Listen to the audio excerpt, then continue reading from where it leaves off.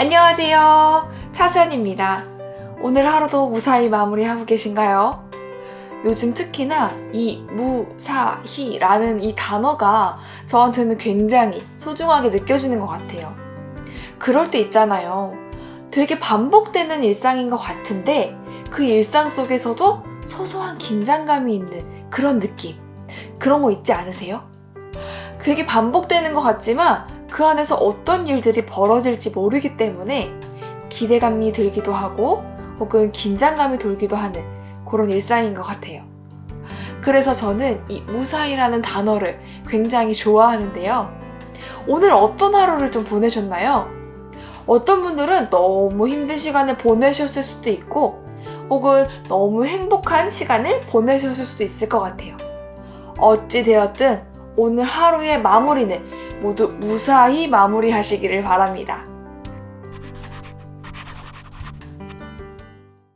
오늘은 회사 안에서 할 말을 해야 하는가, 옳은 말, 바른 말을 바로바로 해야 하는가에 대한 고민을 한번 이야기해 보려고 합니다. 저는 사실 첫 번째 직장에서는 할 말을 절대 못하는 사람이었어요. 왜냐하면 일단 너무 어리기도 했고요. 그리고 사회생활이 처음이었기 때문에 이게 맞는 건가? 저게 맞는 건가? 라는 기준이 없었어요. 그래서 모든 게 다 내 부족함이다. 나의 잘못이다 라고 생각을 해서 저는 다 꾹꾹꾹 참았습니다. 그래서 너무너무 힘든 그런 회사 생활을 했었고요. 지금 생각해보면 그렇게까지 참을 필요가 있었나? 라는 생각이 들기도 해요. 이렇게 첫 번째 회사 생활을 마무리를 하고 두 번째 회사 생활을 시작을 하면서 제 안에는 회사 안에선 할 말은 해야 한다 라는 생각을 하게 됐어요. 그래서 회사 생활을 하면서 최대한 할 말을 냉철하게 전달하려고 노력을 했던 것 같습니다. 그래서 불편한 상황이라던가 혹은 뭔가 답답한 업무의 진행 방향에 있어서 이건 이렇게 해야 되지 않을까요? 이건 이게 맞는 것 같습니다. 혹은 불편해요 라는 표현들을 전달을 했었어요. 저는 굉장히 제 스스로가 냉철하고 명확한 사람이 되어가고 있다는 생각에 조금은 좀 뿌듯한 마음이 들기도 했었어요. 그렇다면 이렇게 할 말을 했을 때 과연 어떤 결과들이 나왔을까요? 회사가 아주 멋진 방향으로 그리고 제가 원하는 방향으로 성장했을까요? 그리고 사람들로부터 진짜 차수연 씨 명확한 사람이야, 너무 멋있는 사람이야 라는 평가를 받았을까요? 결과부터 말씀드리자면 아닙니다. 왜냐하면 첫 번째는 바로 회사는 변화하기가 너무 어려운 것이라는 걸 깨달았기 때문이에요. 사실 굉장히 오래된 회사일수록 그리고 위계 질서가 분명한 회사일수록 변화하는 것을 굉장히 어려워합니다. 물론 그 스타트업이라던가 마음이 굉장히 잘 맞는 분들과 일을 하게 된다면 변화할 수 있는 기회가 더 많아질 수 있겠지만 많은 회사들이 그렇지 않잖아요.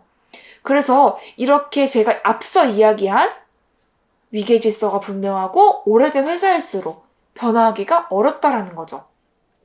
그래서 저의 이런 직언과 이런 옳은 말, 바른 말이라고 생각했던 말들이 팅 하고 튕겨 나오는 걸 너무 많이 봤어요. 그래서 저는 결과적으로 변화하지 못했다라고 이야기를 드리고 있습니다. 그리고 두 번째로는 사람들에게 결코 좋은 평가만은 받지를 못한다라는 거죠. 제가 앞서 이야기했던 할 말, 옳은 말, 바른 말 속에는 굉장히 큰 실수가 담겨 있었어요. 저는 굉장히 냉철하게 전달한다라고 이야기했지만 뒤돌아보니 그 안에는 저의 감정들이 너무 많이 담겨 있더라고요. 그래서 전달을 할 때에 팩트보다는 감정이 더 많이 표현이 되는 그러한 전달 방식을 제가 사용하고 있다는 걸 깨닫게 되었습니다. 이렇게 전달을 하게 되면 사람들이 보기에 명확한 사람, 분명한 사람 이게 아니라 굉장히 감정적이고 굉장히 부정적이라는 사람의 평가로 내려질 수가 있어요. 저도 굉장히 냉철하게 이야기한다라고 했지만 사람인지라 이 감정이 묻어날 수밖에 없더라고요. 그래서 결국 사람들에게 신뢰는 얻지 못한다라는 걸 깨닫게 되었습니다.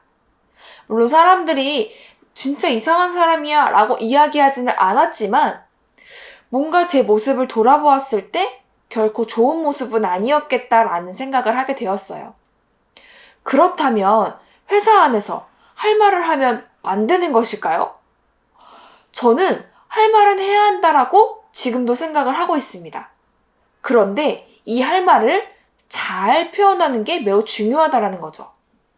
그 중에 한 가지 방법으로는 나의 생각과 감정, 그리고 생각하는 방향들을 바로 이야기하지 않는다라는 거죠.